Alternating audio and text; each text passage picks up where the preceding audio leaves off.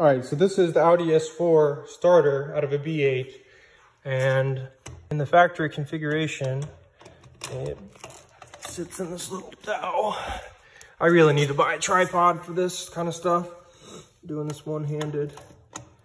So it fits in a little dowel right on the nose, and then it bolts here, and then it would bolt, I'm sorry, it's actually more like that. But it actually lines up damn close to the dowel location on the block right there. So I ended up making a dowel, you know, that centers the bell housing and centers the transmission. I ended up making one that was drilled and tapped, so I could put a bolt to hold that in there as well. And I mean, it keeps this whole piece together. Like, I ended up drilling out this bolt hole location on the bell housing in order to accept the bolt, and so it would be kind of in line between the LS4, the starter, bell housing plate, and the transmission. So there's just a few modifications. Like, I had to clearance this to be able to fit a bolt there to bolt to the block. The LS4 is also just kind of a pain in the ass. Like, you can see, like, this is the face of the bell housing.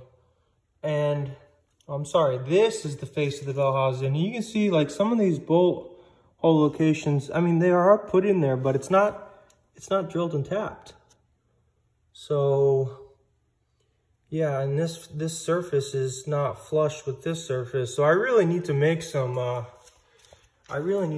spacers in order to utilize all of these bolts, because I mean, this is factory LS4. They only use like 1, 2, 3, 4, 5 bolts in that bell housing. So it just makes me a little nervous.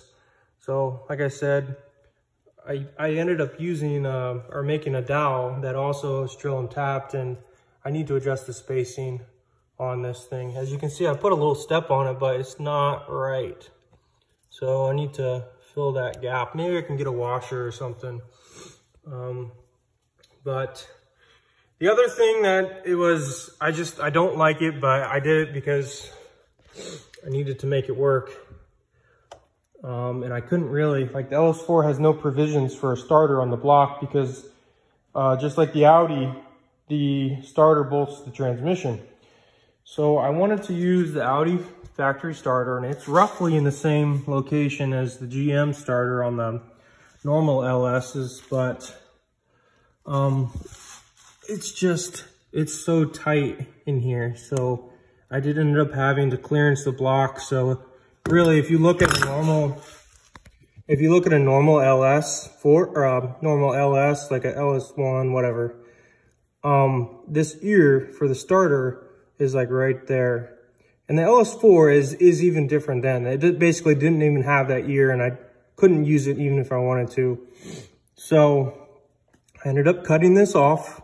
It's pretty crudely cut, but it's just clearance. So what sucks is that the crank sensor for the LS4 is right there, and it's just like the starter hugs the block. Like, it's like damn near touching the block.